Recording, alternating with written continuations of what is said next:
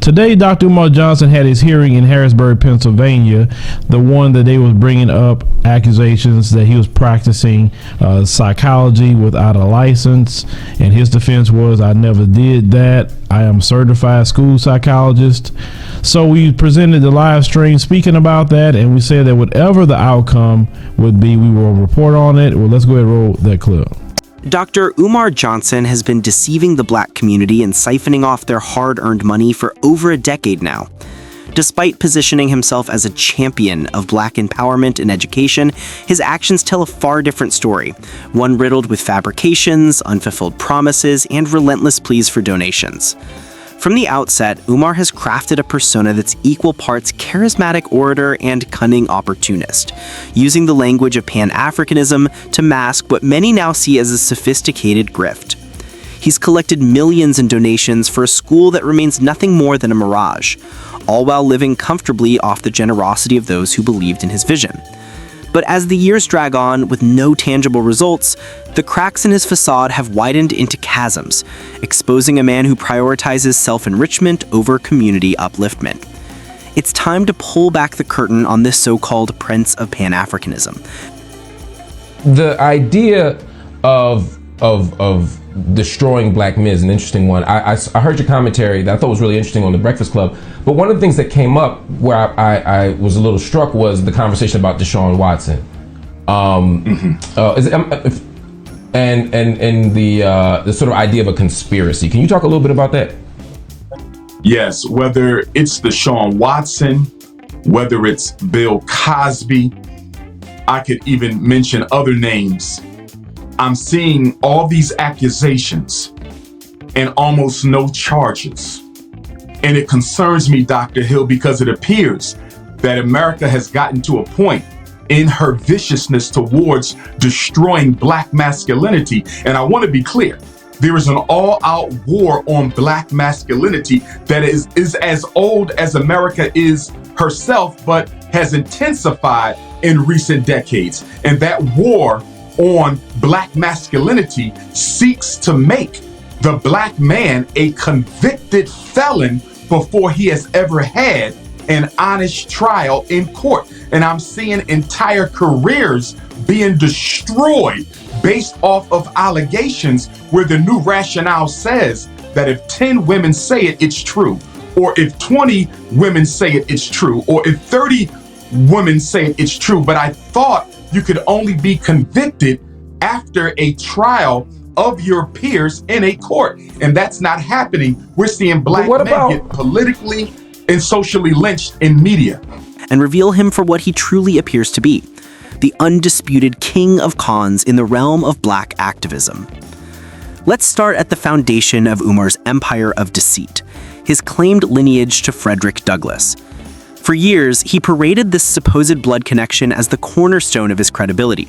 I am a blood relative of Frederick Douglass, he'd proclaimed to rapt audiences, weaving tales of family reunions every 2 years.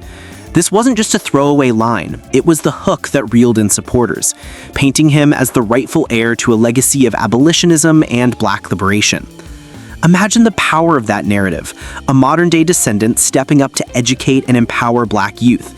It resonated deeply, inspiring donations from elders scarred by segregation and young folks hungry for change. But in 2016, the real descendants of Frederick Douglass, through the Frederick Douglass Family Initiatives led by Kenneth B. Morris Jr. and Nettie Washington Douglass, issued a scathing denial.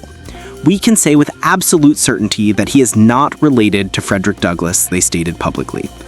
Undeterred, Umar doubled down, insisting on his ties. That's when the Douglass family took it a step further. They conducted DNA testing. Umar's father's DNA was compared against verified descendants, and the results were unequivocal. No match, zero genetic link. Science had spoken, but Umar's hustle continued unabated. This lie wasn't harmless. It was the bedrock upon which he built his fundraising machine, exploiting the community's reverence for historical figures to line his pockets. Armed with this fabricated heritage, Umar launched his grand project in 2014, the Frederick Douglass Marcus Garvey Academy, FDMG for Black boys. He toured the country delivering fiery speeches about teaching young Black men their true history, royal lineage, and divine purpose. This is a revolution, he'd declare, evoking images of a sanctuary where black children could escape the pitfalls of a biased education system. The pitch was irresistible. Elders saw echoes of their own struggles, parents envisioned a brighter future for their sons, and the community rallied. Donations poured in, $20 from a single mother in Detroit scraping by, $500 from a grandfather in Atlanta dipping into his savings, $1,000 from a professional couple in DC sacrificing for the cause. By 2017, his GoFundMe alone had amassed $237,986, with additional funds flowing through PayPal, speaking fees, and direct transfers. Estimates put the total raised at over $1.6 million, possibly more when accounting for unreported contributions. These weren't from wealthy philanthropists. They came from teachers, nurses, barbers, and factory workers, ordinary black folks making real sacrifices because they trusted the mission. Yet, as the money accumulated, so did Umar's comfortable lifestyle. Constant travel, high-profile appearances, and a wardrobe upgrade that screamed success. The problem? The school never materialized. No groundbreaking, no classrooms, move students, just endless excuses and pleas for more funds. The red flags became impossible to ignore when major platforms started pulling the plug. In 2017, GoFundMe shut down his campaign amid a flood of complaints from donors demanding transparency. They refunded the entire $237,986, citing a lack of progress and accountability. PayPal followed suit, freezing over $100,000 after discovering Umar was soliciting tax-deductible donations without proper nonprofit status, a blatant legal violation. Facebook suspended his account for repeated infractions, cutting off yet another avenue for his appeals. Did this deter him? Hardly. He pivoted seamlessly to Cash App, Venmo, and other apps, urging followers with lines like, "Hit that Cash App, let me see who's really down for the cause, where that donations at?" Critics who dared ask for a budget breakdown, construction timelines, or proof of permits were met with vitriol. Umar labeled them crabs in a barrel, accusing them of undermining a black leader and aiding white supremacy. Legitimate questions about financial records or contractor hires were reframed as racial betrayal. Real black people don't question Dr. Umar, was the implied message, weaponizing the community's desire for unity against any call for oversight. YouTubers like Lennon Honor and others launched investigations, amplifying donor regrets and exposing the pattern: money in, nothing out. As scrutiny mounted, Umar's tactics grew more desperate and theatrical. In September 2021, during his FDMG family festival, he staged a mock polygamous wedding with 2 black women, live-streamed on Instagram for maximum buzz. "I'm not actually getting married, ladies," he quipped, but the stunt worked. It distracted from the stalled school and reignited donations from loyalists eager to defend him. Each wave of criticism seemed to boost his coffers as supporters donated to prove their allegiance. Equally guilty: Charles Barkley, Supreme Court Justice Clarence Thomas, Jesse Lee Peterson. There's somebody I'm missing really bad and I can't think of him. Shaq, Supreme Court Justice Thomas, Jesse Lee Peterson. I could put Shaq up on there, but not quite. I think somebody earns it more than Shaq. And I could put Candace Owens up there, but I even think somebody owns it more than Candace. I think Candace go up there though, because Candace been cooning. Barkley, Jesse Lee Peterson, Supreme Court Justice Thomas, Candace Owens, and my 5th one, I know it's somebody I'm leaving out. Damn. I can't think of that 5th one, or it's somebody big and they're on the tip of my tongue, but I can't think of them.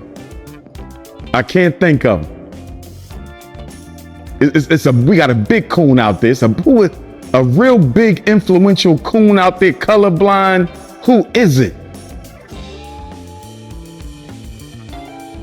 I'm gonna have to meditate on that one. You know who else could go? But she ain't really been in the spotlight. Condoleezza Rice, but she ain't really been in the spotlight lately. Remember the former National Security Advisor's Secretary of State to George Bush, Condoleezza Rice? She could, but she ain't too relevant no more. We got to get somebody relevant. I got to get back to you on that 5th. Meanwhile, reports of shady business dealings surfaced. King Randall paid Umar $3,000 for a speaking gig he never attended. In 2017, Umar posted a video claiming to inspect a Chicago school property for purchase, but the corporation overseeing sales called it fake. He had no authorization and might have trespassed. Contractors have shared stories of upfront payments followed by ghosting, painting a picture of a man who collects but never delivers. Then came the professional reckoning. In 2017, the Pennsylvania State Board of Psychology investigated him for practicing without a license. A January 2018 hearing in Harrisburg revealed he wasn't licensed as a clinical psychologist despite public claims. Recordings showed him referring to himself simply as a psychologist, leading to potential $10,000 fines per violation. Umar argued he only meant school psychology, but the damage to his credibility was done. Fast forward to 2025, and the saga reaches its nadir with the FDMG property in Wilmington, Delaware, facing an auction over $76,000 in unpaid water bills and vacant property registration fees. These debts have piled up since 2021, ignored despite repeated city notices. Public records show the owner is K-12 Management Inc., not Umar, raising questions about whether he ever truly owned it.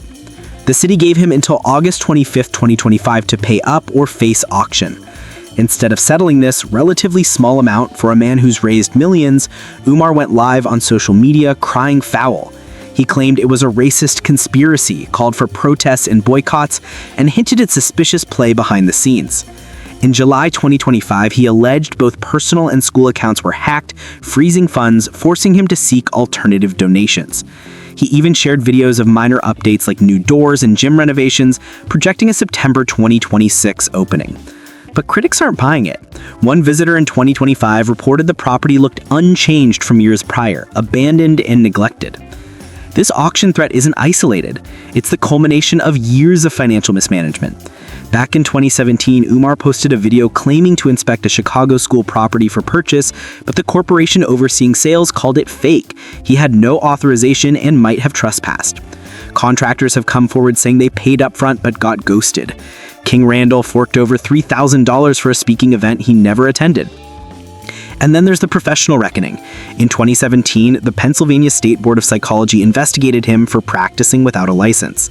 At the January 8, 2018 hearing in Harrisburg, recordings showed him using the title broadly, facing potential $10,000 fines per violation. He argued he only meant school psychology, but the damage to his credibility was done. But there's more family drama unfolding in 2025. In March, a young woman claiming to be Umar's daughter went public on social media, accusing him of being a deadbeat father. She aired grievances about neglect, sparking a firestorm. Umar responded vehemently, denying the claims and calling it a smear campaign. This isn't the first personal scandal. Rumors of 2 baby mamas he never married have circulated, alongside allegations of trying to sleep with a client's girlfriend during counseling sessions. Critics like Corey Holcomb have roasted him for scamming old folks at church, calling out the hypocrisy of a pro-black leader who exploits his own. Holcomb's takedowns highlight how Umar uses churches and community events to solicit funds, preying on vulnerable elders. On X, formerly Twitter, the conversation is heated. Posts from 25 accuse Umar of being a legendary scammer, with one user saying, "Dr. Umar Johnson been scamming niggas for years. I'm appalled y'all are still giving him money." Another notes, Umar Johnson ain't paid the utility bills since 2016. We've seen the paperwork. Supporters defend him, sharing his rants on topics like homosexuality, population control, and celebrity controversies, like his take on Columbus Short's comments about black women or the death of Charlie Kirk. But the tide is turning. Even former fans express regret. Everyone who did deserves a refund and their money back. Umar's responses, he lashes out, calling critics agents of division and crabs in a barrel who run to the white man to sabotage black progress. He insists the FDMG is advancing, blaming delays on black contractors who scammed him. In interviews, he reveals being scammed by Shannon Sharp's ex. Wait, no, that was him supporting Sharp in a separate scandal. But his own scandals, he deflects, reframing accountability as betrayal. When a woman he was involved with went on a critic's channel claiming intimate details, Umar went off, calling it embarrassment tactics. Let's talk about the staged stunts that kept the money rolling in. In 2021, the mock polygamous wedding live streamed on Instagram. You date an Asian woman or Indian woman, is that still the same? Well, I got 2 answers. If we dealing with white people, Right. Why would you want one of them after what they've done to us and continue to do? Because your white girlfriend's still a racist. She still doesn't value black life. You understand? That white man Serena Williams is married to, he don't value black life. You understand? That white woman that took $1 billion from Tiger Woods. She don't value black life, right? I could give you countless examples of people I've met in therapy who were called the N-word by white husbands and white wives. You understand me? White people who have sex with you, didn't the slave master sleep with our mothers and grandmothers? So just because they land in the bed with you, what makes you think that they shed their racism? They don't. White people are racist. All white people are racist. There's no exceptions. They might not all be bigots, but they're all racist. Yeah. They all want their people to dominate unfairly the resources, the opportunities, and the privileges of this society. So every white person. What about the people that just say love is love, right? Who believes love is love? I mean, that's most people's answer. That might be most black people. Love ain't love for most white folks. Everything white people do has a political purpose. Everything white people do has a political purpose. Ain't no love is love with white folks. Would we be considered racist if we only date within our race? No, that's what you call race loyalty. And racism is a group system of exploitation, discrimination, oppression, bias, where one group seeks to deny all members of another group their fair share of resources, opportunities, and privileges. You know why you can't be a racist? You don't own a damn thing white people need in order to live. True. White people need you for nothing, but you need them. Whose schools our kids go to? Theirs. True. Our money in whose banks? Theirs. Who's building the houses we need to rent and buy? Them. Who's shipping our stuff around the world that we need to order to live? Them. You follow me? They don't need us for shit. We need them for everything. We are as dependent on white people today as we was when slavery ended 157 years ago. So, in my opinion, if you talk to an integrationist, and say, how far have we come since slavery? Oh, we've come very far. We got a black president. Now we got a black vice president. We got a black Supreme Court justice. We got about 10 black billionaires. We got about 100 black millionaires. Ain't shit changing. Because their definition of progress is based exclusively on superficial assets. Are you following me? Now that's the integrationist. Now you come to me, the nationalist, the Pan-African nationalist. How much progress have we made since slavery? Zero. But Dr. Umar, how can you say that? Black people got master's degrees, doctorate degrees, houses in white neighborhoods. We own our own businesses. We got millionaires. We got tech companies. Here's my question. To what extent are we now in a better position to protect and dictate the lives of our children today than we was when slavery ended? Let me ask it another way. When slavery ended, we owned 0.5% of all the wealth in America. Guess how much we own now? The same. 0.5 of 1% of all the wealth in America. What the fuck has changed? Nothing at all but the appearance of things. Right. The only thing they did when they ended slavery is change the way it looked. They traded in slavery. Before the 13th Amendment, we were owned by individuals. We was the property of individual slaveholders. After the 13th Amendment, we became property of the government itself. We are slaves of the state. So still not free. Let me ask you a question, because in other words, if you walk out here right now and a police officer pulls you over and takes your life, God forbid, unjustifiably, how was that any better than you being on the plantation picking cotton and the overseer just decides to get off his horse and blow your damn brains out? 157 years apart. Was there any difference in the power dynamic? Hell no. Nothing at all. You're right. We are exactly where we were. There's no ramifications. Power is the measuring stick, y'all. Not education, not income, not billionaires and millionaires. How many black people on TV, Obamas and Kamalas? That's irrelevant. How much power do we have to force white people to leave us the hell alone? And do we have any more now than we had in 1865? I don't see it. Moving. Wait, hold on. Let me ask a question real quick, because a lot of people say that Obama got in office and he did nothing for black people. Do you think he had the power to do anything when he was president? I want to ask a question before that question. Do I think he had the power? Yeah. Yes and no. Major changes, he didn't have the power. Right. Minor changes, he did. For example, Barack Obama could have got us more black teachers. Barack Obama could have did something about the special education exploitation of our children. He could have done something about the suspensions and expulsions. He could have fought for better schools and more black educators, because everybody agrees that the schools are a problem. Do you understand? Everybody agreed that the schools. Obama didn't do nothing about that. You follow me? He could have done something about black homelessness. He didn't. Now, for the black middle class, he threw them a couple bones and allowed them to buy a house and that kind of shit, if you consider that progress, right? Right. But overall, did he systemically change anything for black people? Not at all. But did he systemically change anything for gay people? Hell yeah. Hell yeah. But don't you think it's easier for one to do that because of the power that they possess? Because of, no, I mean, there's white people, Asian people that's in that community. Okay, possibly. But here's my question for you then. Let's say Obama had no power to change nothing. Let's just say that. Then why would you vote for him for your presidency? I was ignorant to how that whole system worked. When I first voted, I just turned 18. You know what I mean? So as I'm learning more, I realized that it goes through a vote and you need certain seats, people in these seats to push bills through. He didn't have that. Even Biden now, where we voted in these seats, he's still not doing nothing for black people. But you know what the difference is? Presidents have executive privilege. Barack Obama could have signed executive orders to do things for black people that he did not do. Remember, Biden gave the Asians an executive order before Congress gave them a law. He gave the Native Americans an executive order before Congress gave them the law. You follow what I'm saying? Donald Trump gave the Hispanics, the Latinos, an executive order before. You understand? Obama could have used the power of his pen. And here's my one thing against Barack Obama. My one thing. You're right. I'm not going to slight him for not changing anything. I'm going to slight him for not even trying. Do you see the difference? Definitely. You the president of student government at college. You didn't get nothing done.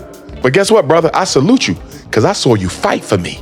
You feel me? You didn't get nothing done, but I saw you fight for me. Every time I turn on the television, Barack Obama talking about homosexuals, like they the only people in the country. That's all he talked about. Middle-class white people, homosexuals, women, and immigrants. That's all he cared about. Black people got no attention from him, but that's why the white man put him in there.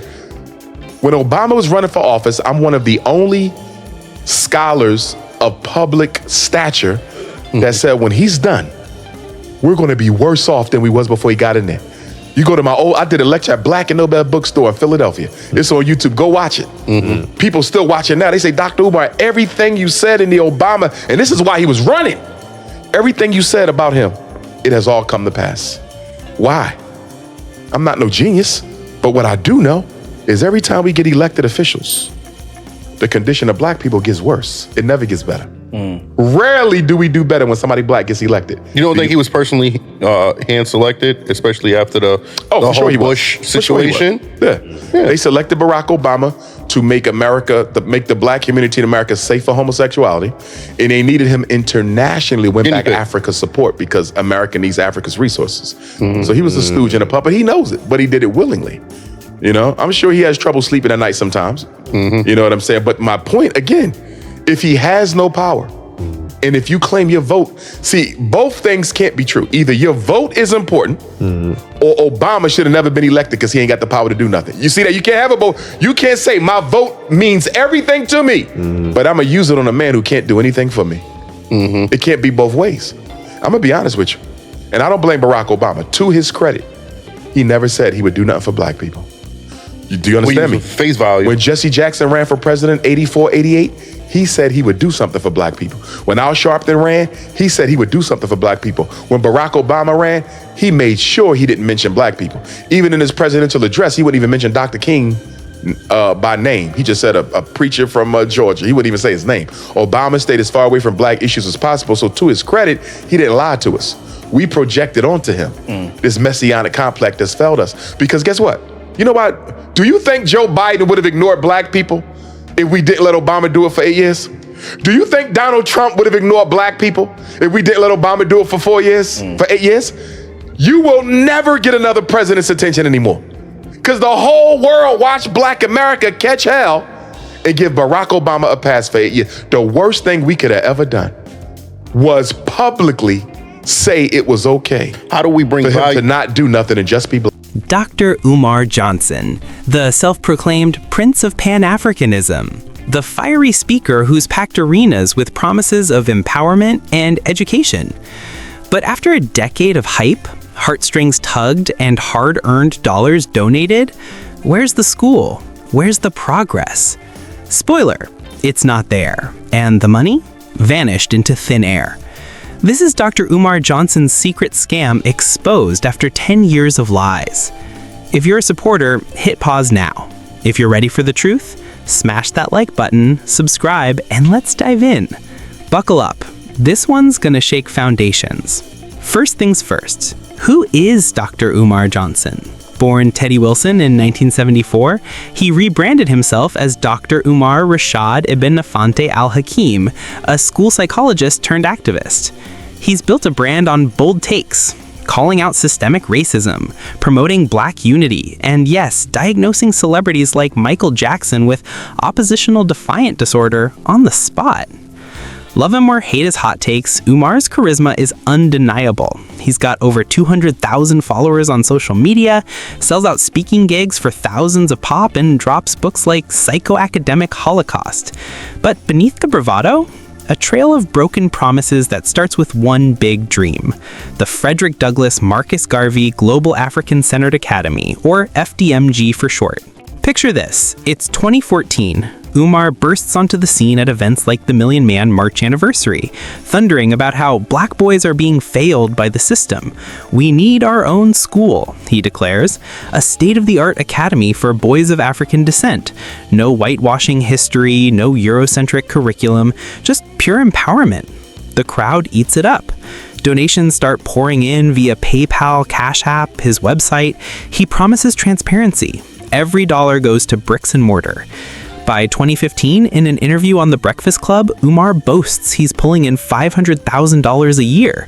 That's $500,000 annually, folks. Over 10 years? Do the math. We're talking millions. But fast forward to 2025, and what do we have? Crickets. No first day of school bells, no graduation caps flying, just excuses. Let's break down the timeline of lies year by scorching year. 2014, launch. Umar hits the road, speaking at HBCUs, churches, anywhere Black folks gather. Donate $25, $50, $100, save our sons. He claims initial funds buy land in Philadelphia. Supporters rally, petitions circulate. By 2016, he's teasing blueprints on Instagram, shiny renders of a modern campus with dorms, gardens, the works. Donations spike. He even partners with celebs like Nick Cannon for shoutouts. But whispers start. Where's the groundbreaking ceremony? 2017 to 2018. The plot thickens. Umar relocates the vision to Wilmington, Delaware. Cheaper real estate, he says.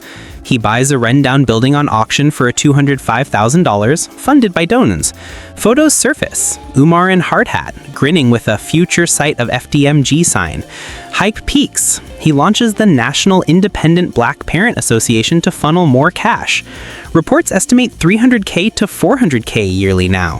Fans defend him online. Haters gonna hate. Rome wasn't built in a day. But privately? Emails leak from donors demanding receipts. Umar's response? Radio silence or deflections like, the system's sabotaging us. 2019 to 2020. Pandemic hits, but Umar doesn't slow. Virtual fundraisers rake in six figures. He drops merch, FDMG t-shirts, mugs, all profits to the cause.